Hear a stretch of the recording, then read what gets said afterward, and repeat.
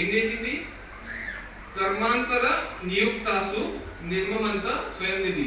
వాళ్ళ ఉన్న ఇంట్లో ఉన్న పని మనుషులందరినీ వేరే పనులలో వేరే సేవలలో అప్పచెప్పింది. అప్పచెప్పి ఏం చేసింది? స్వయంగా తన చేతులతో వెన్నెను చిలకడానికి మొదలుపెట్టింది. సో ఆచార్యులు చెప్తారు ఈ యశోదమాత దగ్గర 9 లక్షల ఆవులు ఉన్నాయి. సో వెన్నె చిలకడానికి ఎన్ని పాలు అవసరం పడతాయి? మామూలుగా ఇప్పుడు చిలక కాబట్టి తెలియదు. సో మామూలుగా నుంచి యశోదమాతకు ఒక్క ఆవు నుంచి 1 లీటర్ వచ్చినాయి అనుకోండి ఎన్ని లీటర్లు అయితే 9 లక్షల పాలు అనేది ఎక్కువ వస్తుంది. ఇంకా పాల టేస్ట్ ఏదైతుందో అది తీయగా వస్తుందని యశోదమాత ఏం చేసింది? ఆ 10 ఆవులను ఈ పద్మగంధ అనే గడ్డిని తినబెట్టింది. ఆ పద్మగంధ గడ్డి ఏ ఆవులకైతే తినబెడుతుందో ఆ ఆవుల నుంచి వచ్చే పాలతోటి యశోదమాత ఈ వెన్నెను తయారు చేయడానికి స్టార్ట్ చేసింది. సో దీంతో మనం తెలుసుకునేది ఏముంది? ఇందులో పెద్ద మాట ఏముంది? మరి 9 లక్షల ఆవుల నుంచి 100 ఎన్నుకుంది, 100 నుంచి 10, ఆ 10ని స్పెషల్ గడ్డి పాలు తీసి వెన్నెలు చెప్పించింది. అల్ల అంత ఇంపార్టెంట్ మాట ఏముంది అని మీరు అనుకోవచ్చు. ఇంత డీటెయిల్ ఎందుకు చెప్తున్నాను? మన జీవితంలో కూడా మనకు మన పిల్లలు ఉన్నారు, స్పెషల్లీ తల్లులు. సో తల్లులది ముఖ్యమైన కర్తవ్యం ఏంటి? వాళ్ళ పిల్లలకు మంచిగా తినబెట్టాలి. కానీ ఇప్పటి కాలంలో ఏమవుతుంది?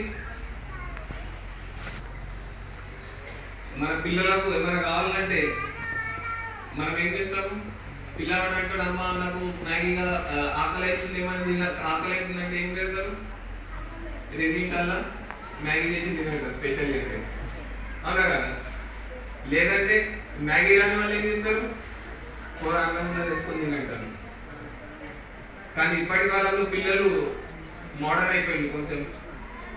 అందరికీ మొబైల్ స్మార్ట్ ఫోన్స్ వచ్చినాయి కాబట్టి ఏం చేస్తున్నారు?